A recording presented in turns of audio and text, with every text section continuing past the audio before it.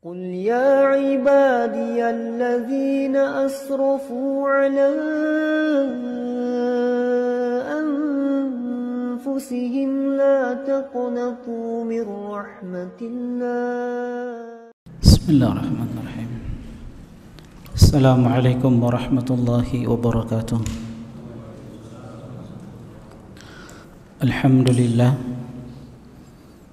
الحمد لله الذي فقه من أراد به خيرا في الدين وشرع أحكام الحلال والحرام في كتابه المبين وعز العلم ورفع أهله الذين اتقوه وكانوا به عاملين.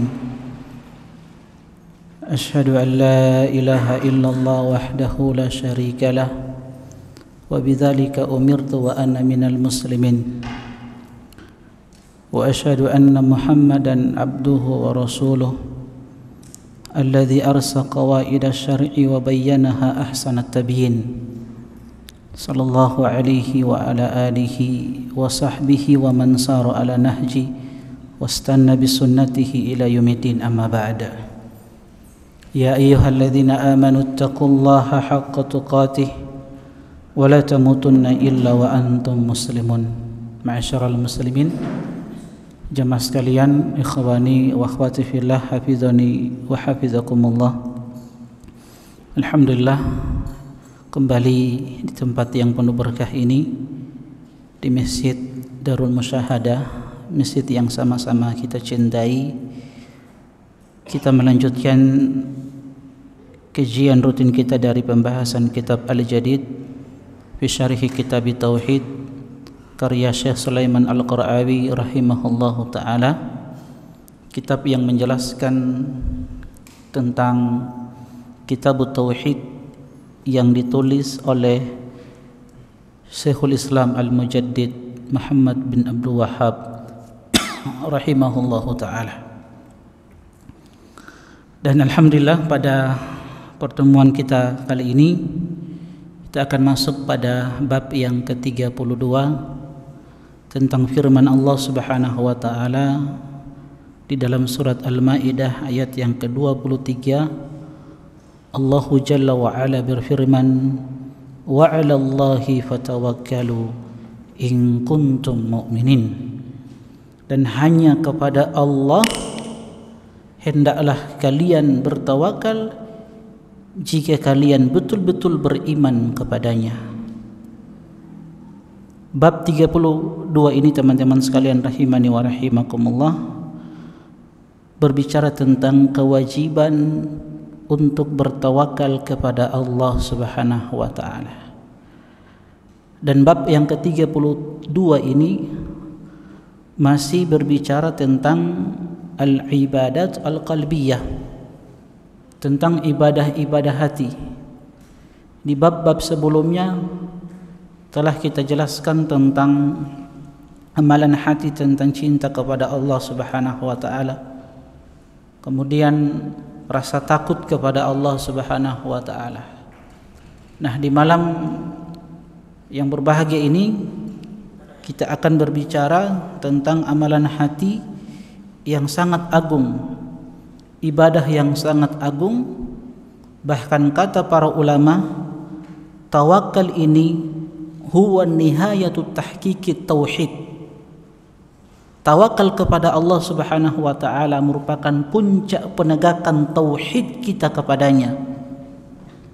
Artinya orang-orang yang bertauhid, orang-orang yang mengesahkan Allah Subhanahu wa taala, sifat mereka senantiasa bertawakal kepada Allah Subhanahu wa taala. Inilah buah dan hasil yang agung dari pelajaran tauhid. Bersandar, menggantungkan hati hanya kepada Allah Subhanahu wa taala.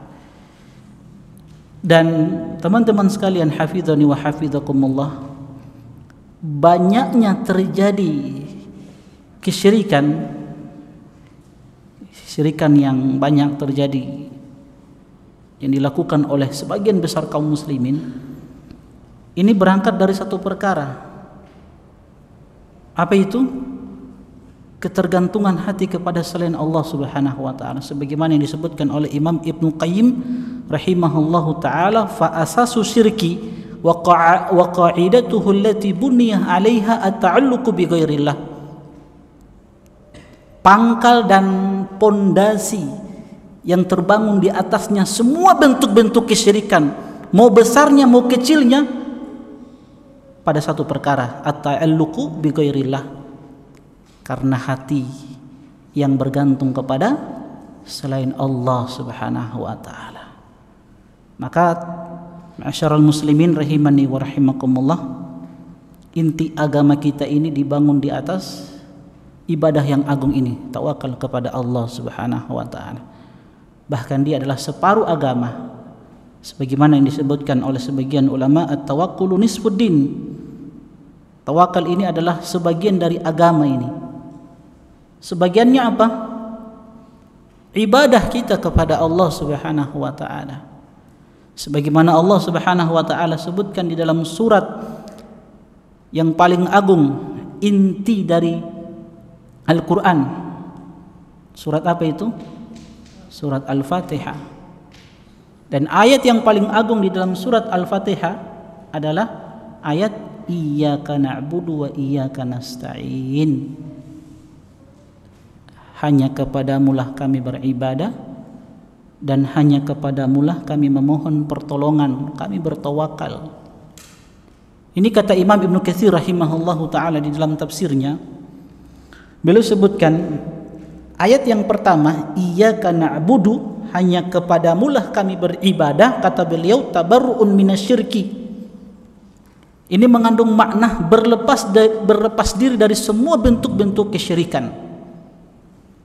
Artinya kita hanya berikan semua bentuk ibadah hanya kepada Allah, yang zahir ataupun yang batin, yang nampak ataupun yang tersembunyi.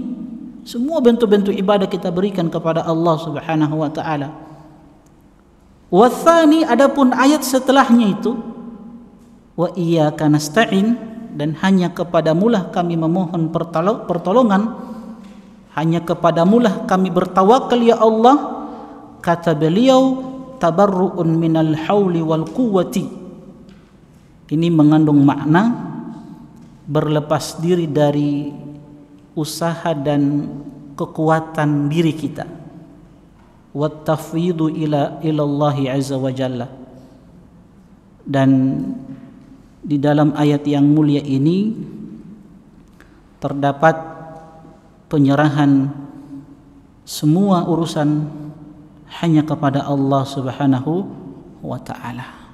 Dan inilah yang Allah Subhanahu wa taala sebutkan, fa'budhu wa tawakkal alaihi.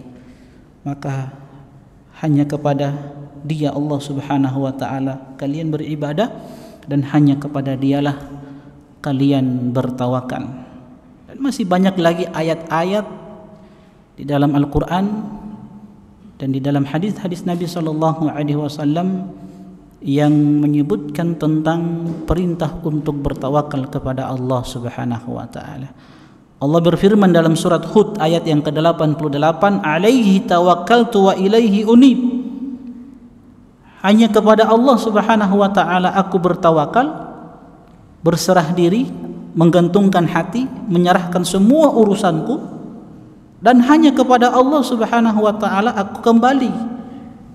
Aku bertobat, jatuh kepada kesalahan, jatuh kepada dosa dan maksiat, hanya kepada Allah aku memohon ampun, hanya kepada Allah aku kembali, meminta ampunannya, beristighfar kepadanya. Maka ma'asyiral muslimin, teman-teman sekalian rahimani wa rahimakumullah, sekali lagi tawakal kepada Allah Subhanahu wa taala ini ibadah yang sangat agung. Dan kita tahu bersama bahwa ibadah tawakal kepada Allah Subhanahu wa taala ini memiliki keutamaan yang luar biasa. Di antaranya apa yang Allah Subhanahu wa taala sebutkan di dalam Al-Qur'an dalam surat Ali Imran ayat yang ke-159, innallaha yuhibbul mutawakkilin. Sesungguhnya Allah Subhanahu wa taala mencintai orang-orang yang bertawakal kepadanya. orang-orang yang menyerahkan segala urusannya hanya kepada Allah Subhanahu wa taala, orang-orang yang senantiasa percaya dan yakin hanya kepada Allah Subhanahu wa taala. Allah cinta dengan mereka.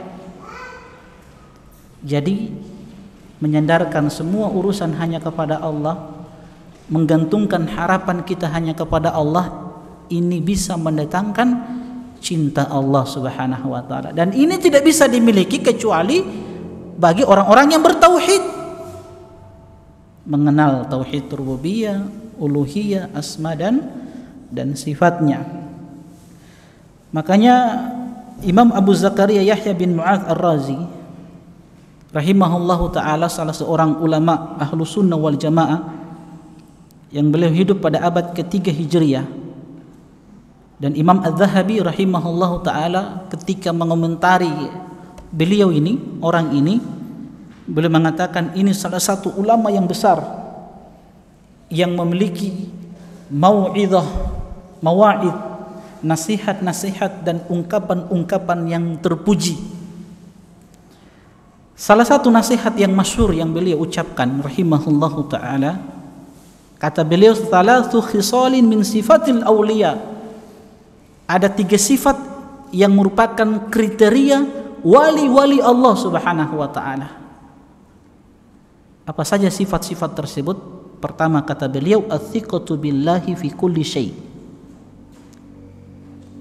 Menjadikan Allah sebagai sumber kekuatan, tempat sandaran, yakin dan percaya hanya kepada Allah pada setiap kondisi, pada segala sesuatu. Kita jadikan Allah sebagai tempat sandaran kita, tempat kita meminta, berharap, yakin. Sifat yang kedua, wal ghina bihi an kulli syai'in, mencukupkan diri dengan pemberian Allah Subhanahu wa taala dari segala sesuatu. Apapun yang Allah Subhanahu wa taala berikan kepadanya dan dia merasa cukup dengan pemberian itu, maka inilah wali-wali Allah Subhanahu wa taala. Sebagaimana kisah sahabat di pertemuan yang lalu yang datang ke rumah Nabi sallallahu alaihi wasallam ingin meminta sesuatu dari Nabi, yang ketika itu beliau dalam keadaan lapar, beberapa hari tidak makan bersama keluarganya, bersama istrinya. Yang tadinya beliau tidak mau meminta kepada Nabi sallallahu alaihi wasallam. Lantas istrinya katakan, pergi sama Nabi sallallahu alaihi wasallam. Nabi itu orang yang dermawan, yang kalau dimintai sesuatu Nabi itu berat untuk menolak. Jadi sahabat-sahabat ini kalau mereka tidak punya makanan, mereka datang kepada Nabi sallallahu alaihi wasallam. Kadang mereka mengeluh. Nabi katakan apa adanya. Kalau tidak ada ya tidak ada. Kadang mereka katakan, ya Rasulullah, perut kami sudah diikat ya Rasulullah, bahkan sudah ada batu yang mengganjal perut ini ya Rasulullah. Nabi buka pakaiannya, bajunya sama. Ini ada 2 batu juga. Ada Nabi sallallahu alaihi wasallam dan para sahabat. Siapa sahabat itu? Yang pertemuan lalu orang sebutkan. Siapa nama sahabat ini? Yang dari beliau ini meriwayatkan satu hadis. Nah, Sa'ad bin Malik, apa kunyanya? Abu Sa'id Al-Khudri radhiyallahu taala anhu. Yang beliau katakan hadis Nabi sallallahu alaihi wasallam ketika beliau mau masuk ke rumah, ternyata Nabi sedang menyampaikan nasihat, Nabi sedang menyampaikan satu hadis. Apa hadisnya itu? Apa hadisnya? Yang kita sampaikan pada pertemuan yang lalu.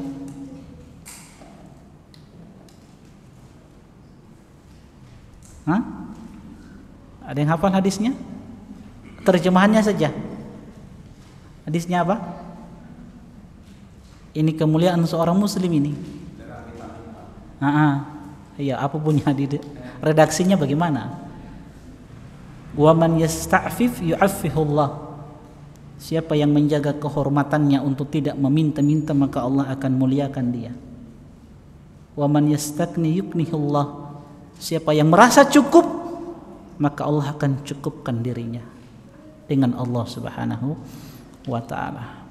Beliau tadinya orang yang miskin, Tetapi karena kesabaran beliau tidak mau meminta-minta, akhirnya Allah jadikan beliau salah satu sahabat dari kalangan Al-Ansar yang menjadi sahabat yang kaya raya.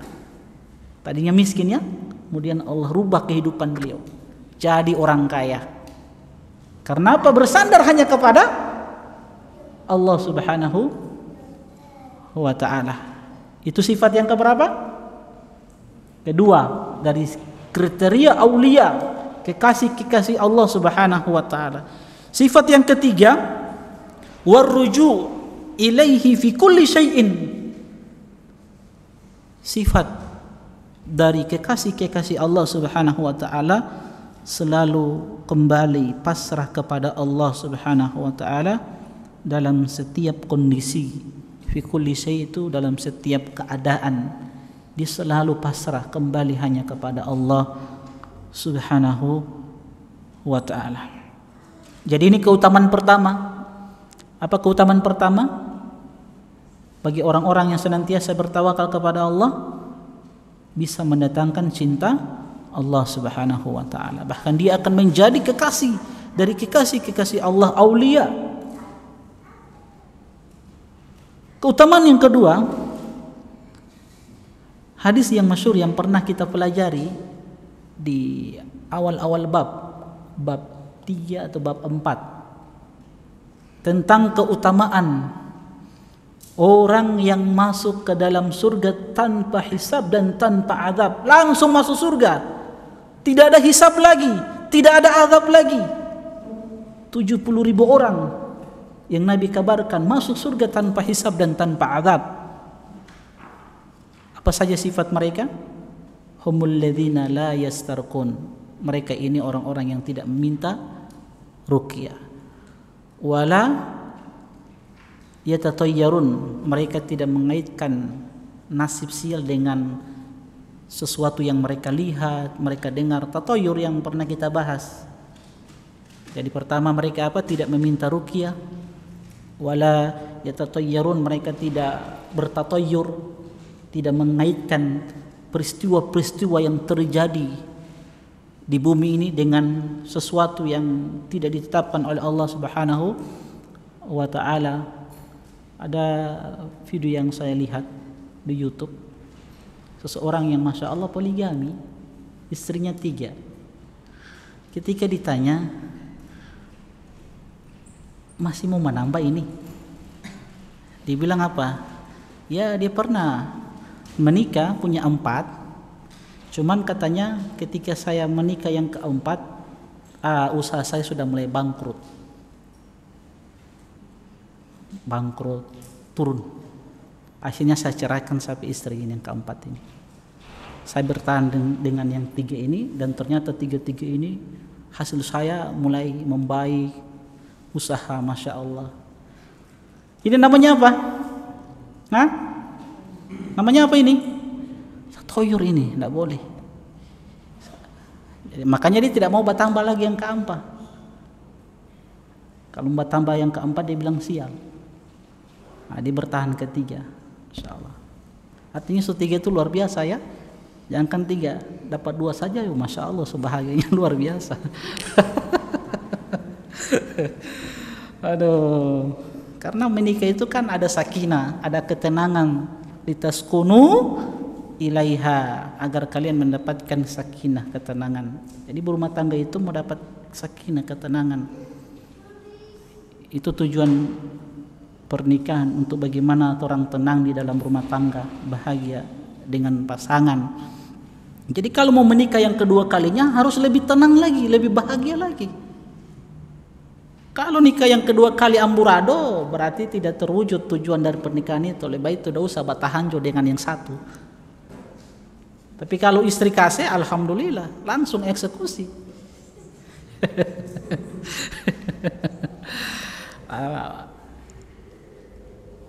Tapi ini pembahasan tawakal, orang tetap sandarkan hanya kepada Allah, bersandar.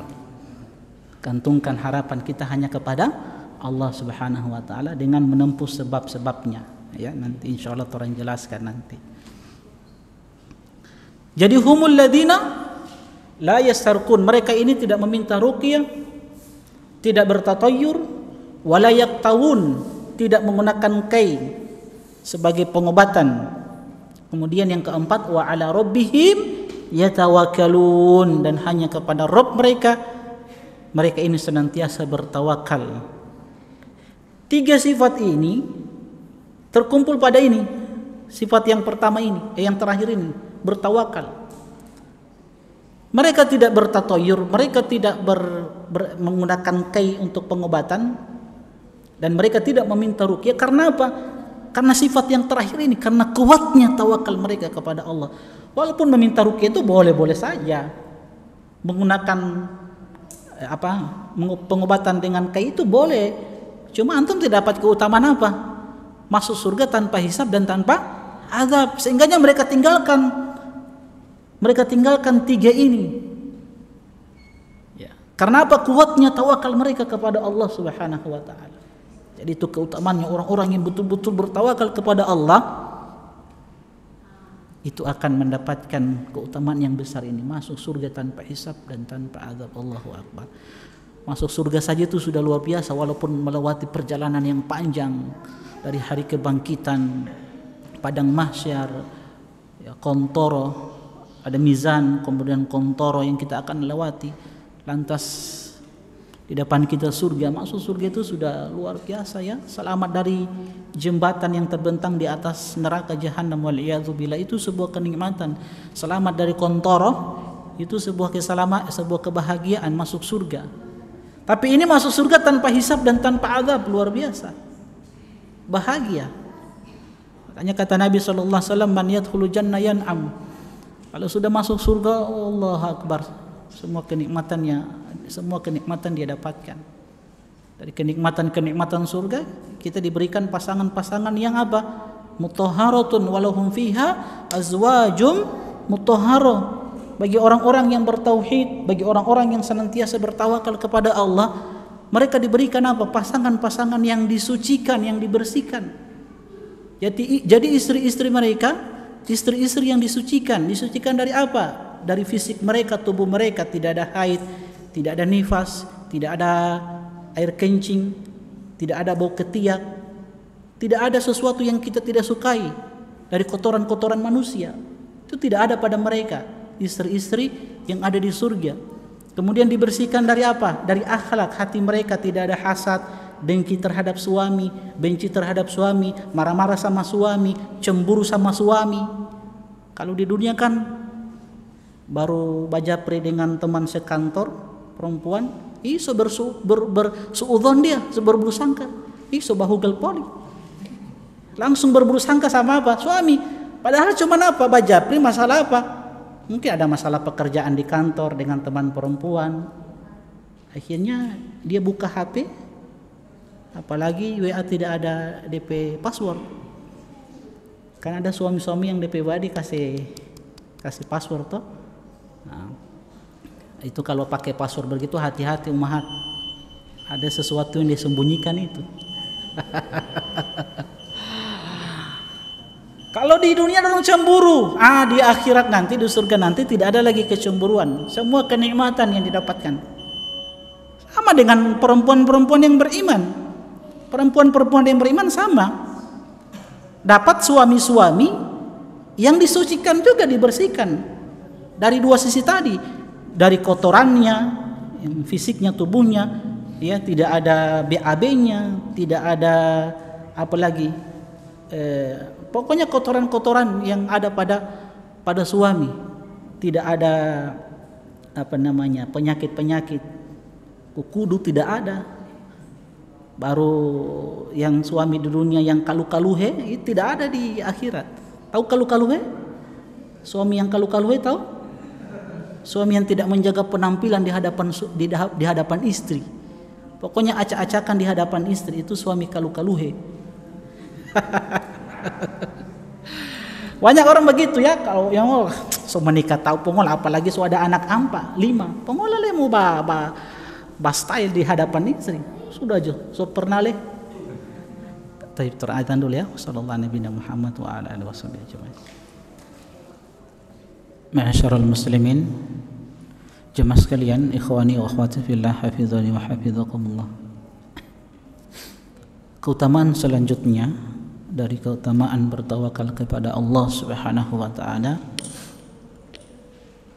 apa yang disebutkan oleh sahabat Anas bin Malik radhiyallahu taala anhu, bahwasanya Rasulullah sallallahu alaihi wasallam bersabda, idza kharaja ar-rajulu min baitihi, apabila ada salah seorang di antara kalian keluar dari rumahnya, lantas dia mengatakan bismillahi tawakkaltu 'ala Allah la haula wala quwwata illa billah, dengan nama Allah aku hanya bertawakal kepadanya, tidak ada daya, upaya, kekuatan kecuali datang dari Allah Subhanahu wa taala. Maka Nabi SAW bersabda, yuqalu hina idzin, dikatakan ketika itu untuk orang yang mengucapkan kalimat ini, dengan nama Allah aku bertawakal kepadanya, tidak ada daya, upaya, kekuatan, pertolongan kecuali hanya datang dari Allah Subhanahu wa taala. Dikatakan kepada hamba tersebut, hudita wa kufita wa wuqit, engkau diberikan hidayah, diberikan kecukupan, dan diberikan perlindungan. Maka Rasulullah sallallahu alaihi wasallam menyebutkan tentang ucapan syaitan, kaifa laka birajulin qad hudiya wa kufiya wa wuqiya. Syaitan ini mengatakan kepada teman-temannya, bagaimana mungkin Anda bisa menguasai orang tersebut sedangkan di hari ini dia telah mendapatkan hidayah, dicukupkan, dan telah mendapatkan perlindungan dari Allah Subhanahu wa taala. Ini bagi orang-orang yang bertauhid, bagi orang-orang yang senantiasa bertawakal kepada Allah Subhanahu wa taala. Ma'asyiral muslimin, jamaah sekalian, ikhwani wa akhwati fillah, hafizani wa hafizakumullah, kita akan menyebutkan dalil yang pertama yang dibawakan oleh penulis kitab Tauhid Syekhul Islam Al-Mujaddid Muhammad bin Abdul Wahhab rahimahullahu ta'ala.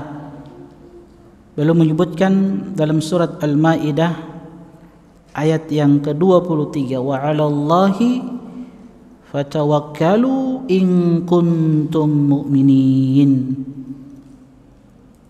Hanyalah kepada Allah dan hanyalah kepada Allah hendaklah kalian bertawakal jika betul-betul kalian beriman kepada Allah Subhanahu wa taala. Jadi ayat ini, teman-teman sekalian rahimani wa rahimakumullah, menunjukkan wajibnya kita bertawakal kepada Allah Subhanahu wa taala. Dari sisi yang pertama, di dalam ayat yang mulia ini, kalau kita belajar bahasa Arab, di sini Allah kedepankan objek. Apa itu objek? Yang dikenai pekerjaan. Didahulukan dari apa? Dari predikatnya. Lihat, wa 'alallah, harusnya fatawakkalu 'alallah in kuntum mu'minin. Tapi di sini objeknya Allah, ma'mulnya, objeknya itu Allah dahulukan, Allah kedepankan. Baru setelah itu apa? Predikat. Nah, dalam bahasa Arab kalau ada objek yang dikedepankan itu yufidul hasar, menunjukkan pembatasan. Makanya diterjemahkan apa? Hanyalah kepada Allah.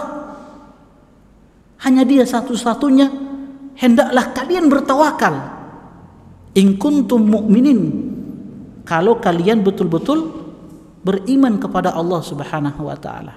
Itu sisi yang pertama. Sisi yang kedua, di sini datang dalam bentuk perintah, fatawakkalu. Dalam bentuk perintah, hendaklah kalian bertawakal. Dari kata kerja tawakkala, yatawakkalu, tawakkalu, fatawakkalu, hendaklah kalian bertawakal. Perintah dari Allah. Ini menunjukkan kewajiban untuk senantiasa bertawakal kepada Allah Subhanahu wa taala. Sisi yang ketiga apa?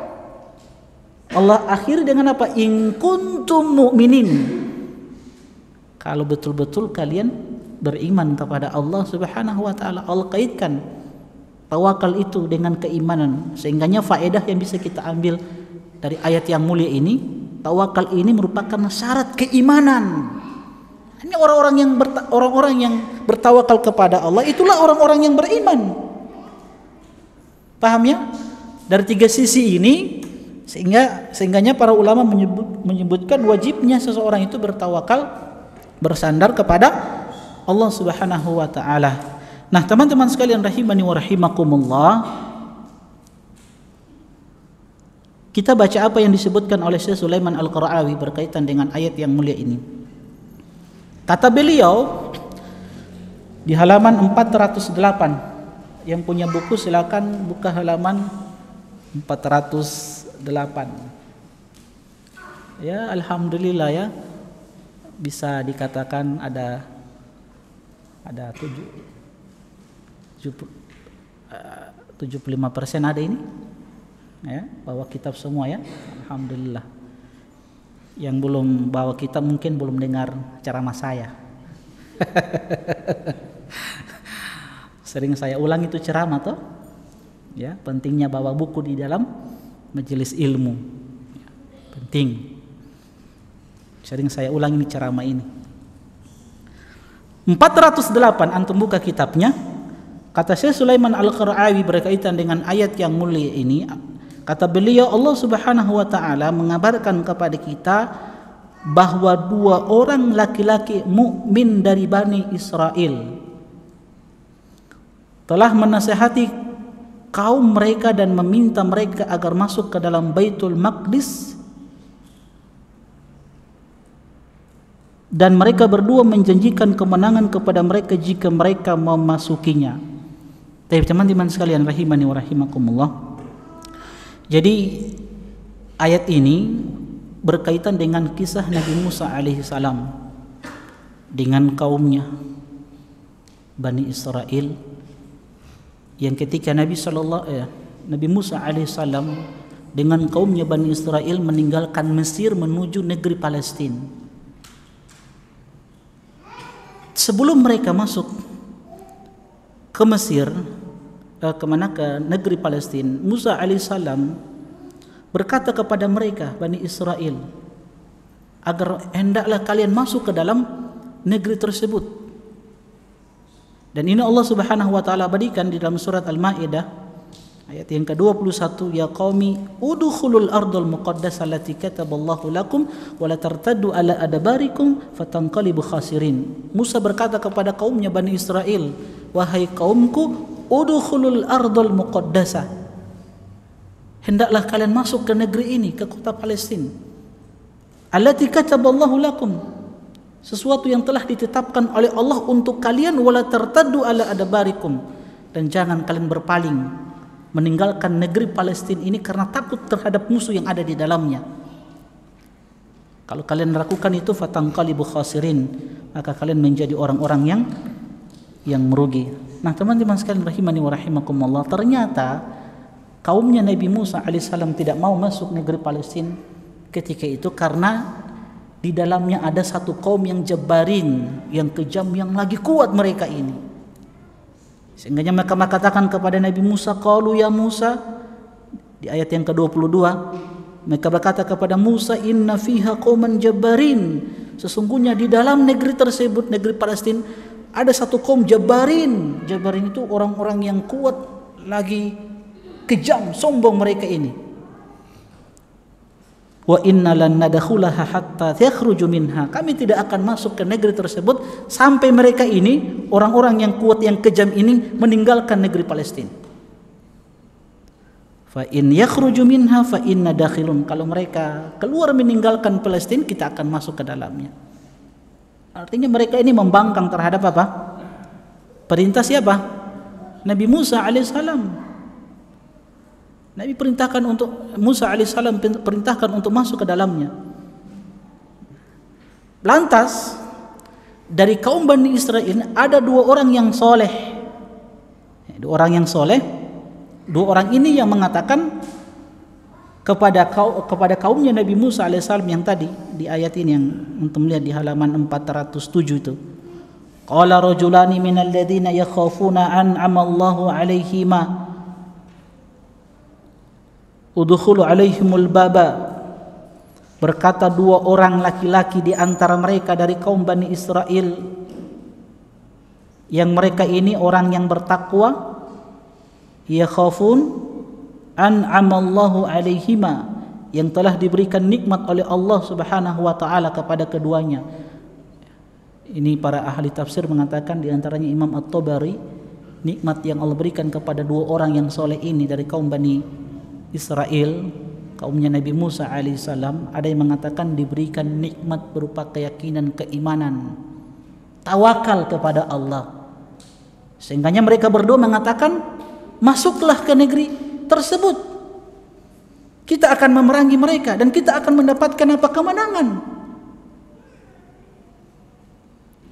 Ada yang mengatakan diberikan apa? Taufik. Taufik itu adalah nikmat dari Allah Subhanahu wa taala.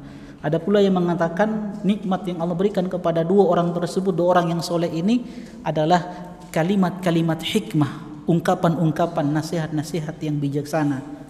Sehingga diberikan nasihat kepada Bani Israel yang membangkang terhadap perintah Nabi Musa alaihissalam. Apa kata mereka? Udkhulu alaihimul baba. Masuklah kalian melalui pintu gerbang. Fa idza dakhaltumuhu fa innakum ghalibun. Kalau kalian memasuki pintu tersebut, maka kalian akan mendapatkan kemenangan dari Allah Subhanahu wa taala. Wa 'alallah fatawakkalu in kuntum mu'minin. Ini yang dijadikan oleh Syekh Muhammad bin Abdul Wahhab sebagai dalil di ayat yang terakhir itu. Wa 'alallahi fatawakkalu in kuntum mu'minin. Jadi dua orang ini nanti akan sebutkan cara bertawakal yang benar. Cara bertawakal yang benar itu ada dua cara. Yang pertama, tafwidul amri ilallah, menyerahkan semua urusan-urusan hanya kepada Allah Subhanahu wa taala. Dan yang kedua, badul asbab, mengambil dan menempuh sebab-sebab. Nanti kita akan sebutkan insyaallah. Nah, dua orang ini ternyata mengajarkan kepada kita cara bertawakal yang benar. Untuk mendapatkan kemenangan dari Allah Subhanahu wa taala, ya, disuruh masuk lawan mereka. Tapi kata mereka, dua orang ini, wa 'alallah fatawakkalu in kuntum mu'minin. Jadi serahkan urusan kalian kepada Allah. Kedua, tempuh sebab, perangi mereka. Ini cara bertawakal yang benar. Ya, tidak sebagaimana yang diyakini oleh kelompok-kelompok yang menyimpang, seperti orang-orang sufi yang mereka hanya mengambil satu perkara, yaitu apa? Menyerahkan urusan hanya kepada Allah Subhanahu wa taala tanpa menempuh sebab-sebab yang Allah Subhanahu wa taala jadikan sebab itu untuk ditempuh, atau bahasa kita ikhtiar, ya. Nah, teman-teman sekalian rahimani wa rahimakumullah. Jadi mereka ini, dua orang yang soleh ini, mengatakan kepada kaumnya Nabi Musa, Bani Israel, untuk masuk ke dalam negeri tersebut. Maka Allah Subhanahu wa taala sebutkan tentang kisah mereka, ucapan mereka ini, ucapan Bani Israel, qalu ya Musa inna lan nadkhulaha abadan madamu fiha. Wahai Musa, sesungguhnya kami tidak akan masuk ke dalam negeri Palestina abadan, selama-lamanya, madamu fiha, selama mereka itu masih di dalamnya. Fadhhab anta wa rabbuka faqatila innaha huna qaidun. Apa kata Bani Israel kepada Musa alaihissalam? Pergi antum, Anda dan Tuhanmu pergi berperang. Innaha huna qaidun. Biarkan kami di sini, tetap di sini, kami tidak akan masuk. Lihat kurang ajarnya Bani Israel terhadap nabi mereka Bani Israel. Beda dengan sahabat-sahabat Nabi sallallahu alaihi wasallam yang mereka adalah orang-orang yang sami'na wa ta'na dengan Rasulullah sallallahu alaihi wasallam. Apapun yang diperintahkan, yang disampaikan oleh Nabi sallallahu alaihi wasallam, langsung mereka kerjakan. Salah satu contohnya kisah yang kemarin, Abu Sa'id Al-Khudri dengar satu hadis langsung dia amalkan. Pada peristiwa perang Badar, Rasulullah SAW sebelum berperang itu masih musyawarah dengan siapa? Sahabat-sahabat Nabi SAW. Lantas Miqdad radhiyallahu taala anhu mengatakan, "Ya Rasulullah, inna la naqulu laka kama qalat Banu Israel li Musa alaihi salam."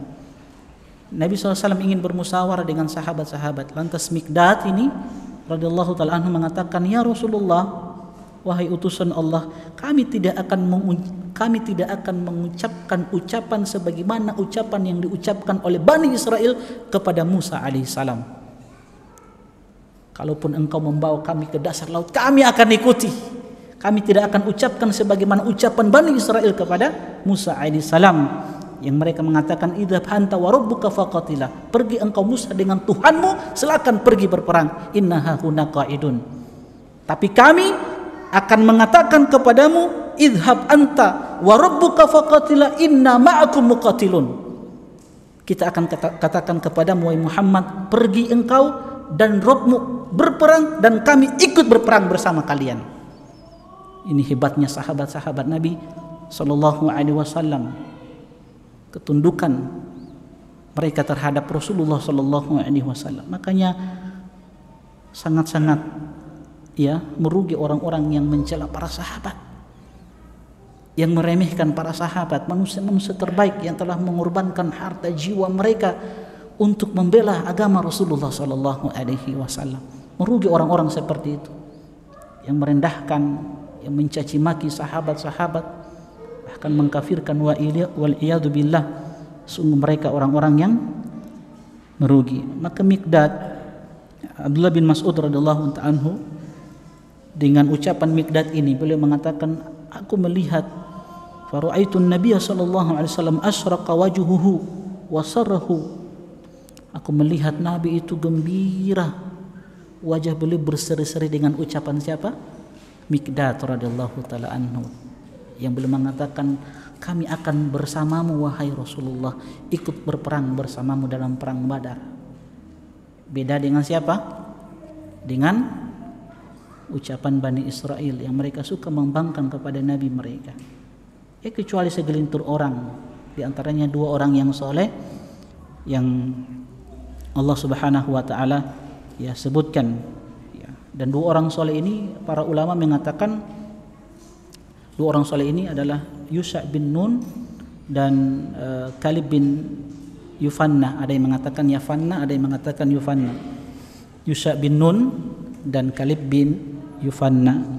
Nah, Yusha bin Nun inilah yang akan menjadi nabi setelah Musa alaihissalam. Yusha bin Nun.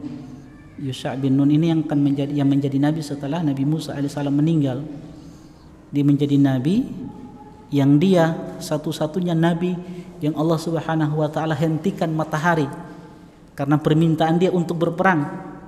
Dia minta sama Allah, tahan dulu matahari. Karena orang-orang terdahulu, salah satu etika mereka, kode etik dalam berperang, kalau matahari sudah tenggelam, peperangan dihentikan. Yusha bin Nun ini seorang nabi, dia minta sama Allah untuk menahan dulu matahari untuk memerangi musuh-musuh Allah. Allah kabulkan permintaannya. 2 orang ini, Yusha bin Nun dan Kalib bin Yufanna. Lantas teman-teman sekalian, pembangkangan orang-orang atau Bani Israel kepada Nabi Musa alaihissalam, Allah katakan, qala fa innaha muharramatun alaihim 40 sana yatihuna fil ardi. Kata Allah, kalau begitu, karena mereka membangkang kepada wahai Musa alaihissalam, maka negeri Palestina ini diharamkan kepada mereka 40 sana, selama 40 tahun mereka tidak bisa masuk negeri Palestina. Yatihuna fil ard, mereka tersesat di bumi Allah Subhanahu wa taala. So depan gerbang Palestina mau masuk tidak bisa, tersesat jalan mereka. Pokoknya tak putar-putar, tidak bisa masuk ke negeri Palestina selama 40 tahun lamanya. Mereka Allah siksa, Allah berikan hukumannya kepada mereka. Karena apa? Membangkang terhadap nabi mereka. Yang kemudian Musa Harun meninggal, dilanjutkan oleh siapa? Yusha bin Nun. Nah, Yusha bin Nun ini seorang nabi yang masuk ke negeri Palestina setelah 40 tahun dengan Bani Israel. Teman-teman sekalian rahimani wa rahimakumullah, intinya Ayat ini mengajarkan kepada kita kewajiban untuk bertawakal kepada Allah Subhanahu wa taala. Kita lanjutkan ya. Hal itu di paragraf setelah hal itu karena keyakinan mereka berdua dengan janji Allah melalui lisan Rasulnya, siapa Nabi Musa alaihissalam. Mereka berdua juga meminta agar mereka bersandar, bertawakal kepada Allah dan merealisasikan kemenangan tersebut dan tidak tertipu dengan kekuatan musuh. Karena pertolongan itu hanya di tangan Allah Subhanahu wa taala, yang Allah berikan untuk siapa yang Dia kehendaki. Dan Allah Subhanahu wa taala telah menjanjikannya kepada kaum mukminin untuk orang-orang yang beriman, dan Allah tidak akan mengingkari janjinya. Apa faedah yang bisa kita petik? Pertama, wajib menyampaikan nasihat pesan kepada tentara kaum muslimin dan membangkitkan semangat mereka. Kedua, bahwasanya iman dan tawakal adalah di antara sebab paling penting meraih kemenangan. Yang kedua ini kita akan sedikit jelaskan. Iman dan tawakal adalah di antara sebab paling penting meraih kemenangan.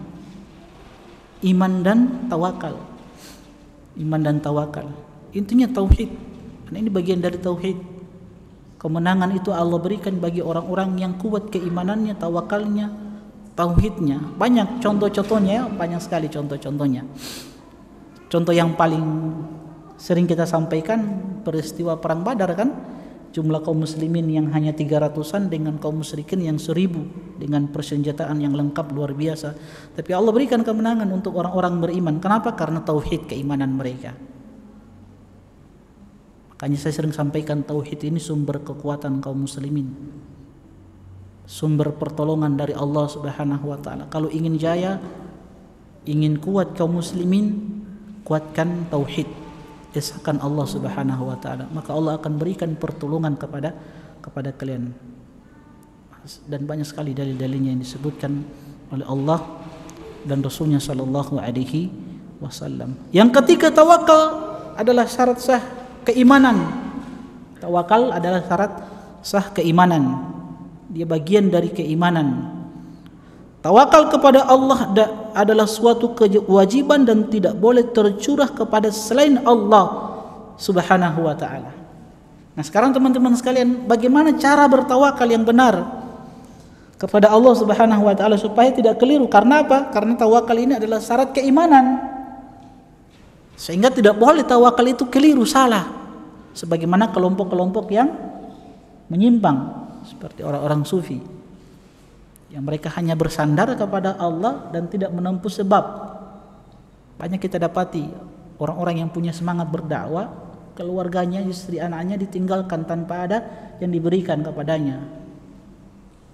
Ada kisah yang diceritakan bahwa ada dai semangat dia berdakwah keluar, tapi istri anak-anaknya ditinggalkan panci dan batu.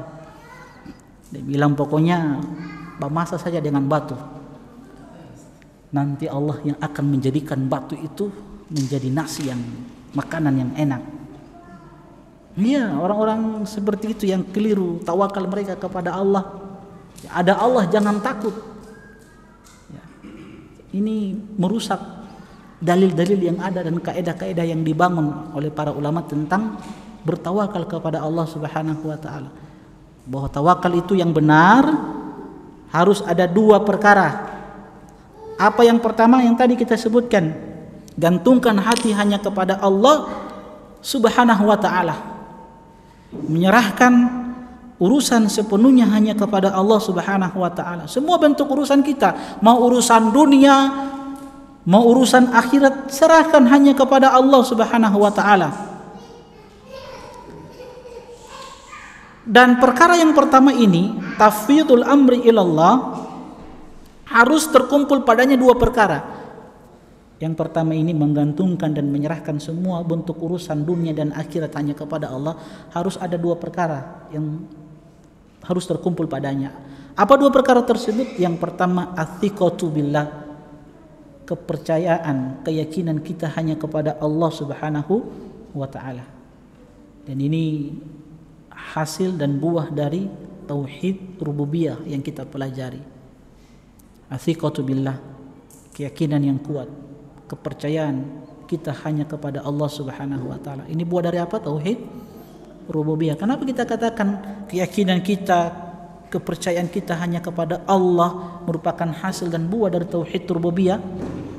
Karena tauhid rububiyah itu sendiri apa? Allah yang menghidupkan, Allah yang mematikan, Allah yang memberikan rizki, Allah yang memiliki, menguasai, Allah yang mengatur semua alam semesta. Bayangkan, kalau dia yakini ini, Allah yang mengatur semua alam semesta ini, semua makhluknya diatur oleh Allah Subhanahu wa taala. Kalau begitu banyak makhluk yang Allah atur, bagaimana dengan kita yang cuma satu orang, urusan kita?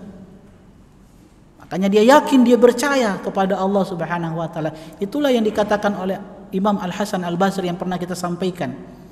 Tawakalnya seorang hamba itu menjadikan Allah sebagai huwa thiqatuhu. Allah itu sebagai sumber kekuatannya, harapan dia, tempat dia bersandar, menggantungkan hati. Itu tawakal. Tawakal seorang hamba menjadikan Allah sebagai satu-satunya tempat sandaran. Tidak ada selain Allah Subhanahu wa taala. Berangkat dari tauhid rububiyah ini. Yang kedua apa? Husnudzon. Apa itu husnudzon? Berbaik sangka kepada Allah Subhanahu wa taala. Dan ini buah dan hasil dari tauhid asma wa sifat. Asma wa sifat. Dia tahu Allah itu qadir. Apa qadir? Allah maha apa? Berbuat, maha kuasa atas segala sesuatu. Kalau yang pertama rububiyah, keyakinan dia terhadap Allah, bahwa Allah yang menciptakan, menghidupkan, memiliki, menguasai, mengatur alam semesta. Innama amruhu idza arada syai'an an yaqula lahu kun fayakun. Allah itu kalau berkehendak tinggal mengucapkan apa? Kun fayakun. Jadi maka terjadilah sesuatu. Dia yakin itu.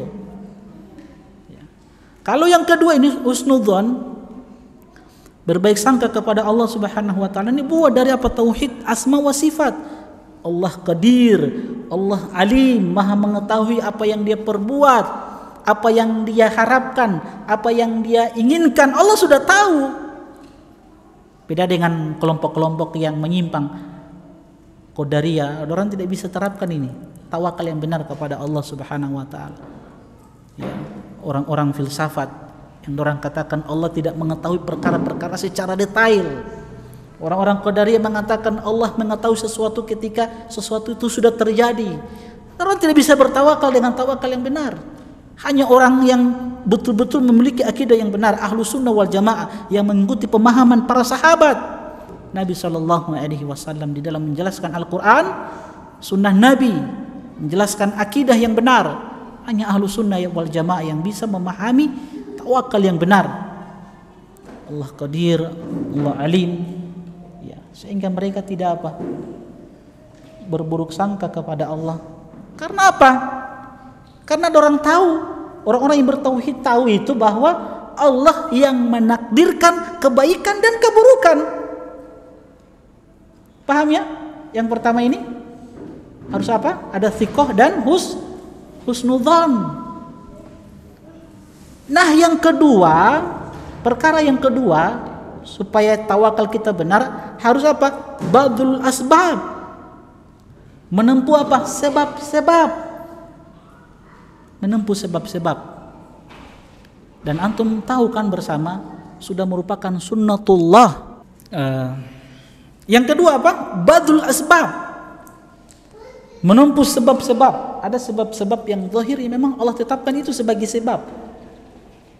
Kalau bahasa kita ikhtiar ya. Dan sudah merupakan sunnatullah, aturan Allah dengan hikmah Allah. Allah kaitkan antara akibat dan sebab. Contoh, adanya kekayaan karena ada sebabnya.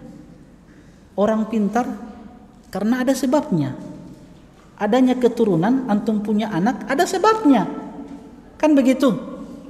Adanya kemiskinan, ada sebabnya. Ya, adanya kebodohan, ada sebabnya. Allah sudah kaitkan itu, sudah sunnatullah itu, ada akibat dan sebab. Jadi kita harus menempuh sebab-sebab yang tentunya sebab-sebab yang tidak diharamkan, sebab-sebab yang diperbolehkan di dalam agama kita. Antum kalau tidak menempuh sebab, hanya berdoa saja, Allah jadikan aku pintar berbahasa Arab, ya Allah jadikan aku pintar berbahasa Arab. Baru dikasih tugas, kabur, lari. Bagaimana mau tahu bahasa Arab? Baru kasih tugas, baru 1 halaman lari. Dia tinggalkan halakoh. Dia tinggalkan majelis bahasa Arab. Harus tempuh asbab dulu, sebab kalau antum mau pintar bahasa Arab, konsekuensinya belajar, harus sabar, terima dengan sepenuh hati tugas dari ustaz, harus terima itu. Bahafal kosakata, bahafal timbangan-timbangan, fa'alu. Ada ikhwan-ikhwan dia tidak mau tempuh asbab ini, maunya langsung jadi Syekhul Islam Ibnu Taimiyah. Belajar dulu. Ya, antum ingin punya keturunan toh, punya anak, harus tempuh asbab, sebab. Bagaimana caranya? Menikah, cari akhwat. Ini jomblo-jomblo berkeinginan ada anak yang soleh. Kalau cuma diam diri di rumah, di masjid, kapan antum mau menikah? Harus tempuh sebabnya. Buat biodata, kasih sama ustadz, sebutkan kriterianya, yang hafidho, yang cantik, yang kaya raya. Kalau ustadz dapat, ustadz yang eksekusi. Oke, sudah ya, insyaallah cukup ya, sudah 30. Subhanakallahumma bihamdik, asyhadu an la ilaha illa anta, astaghfiruka wa atubu ilaik. Assalamualaikum warahmatullahi wabarakatuh. قل يا عبادي الذين أسرفوا على أنفسهم لا تقنطوا من رحمة الله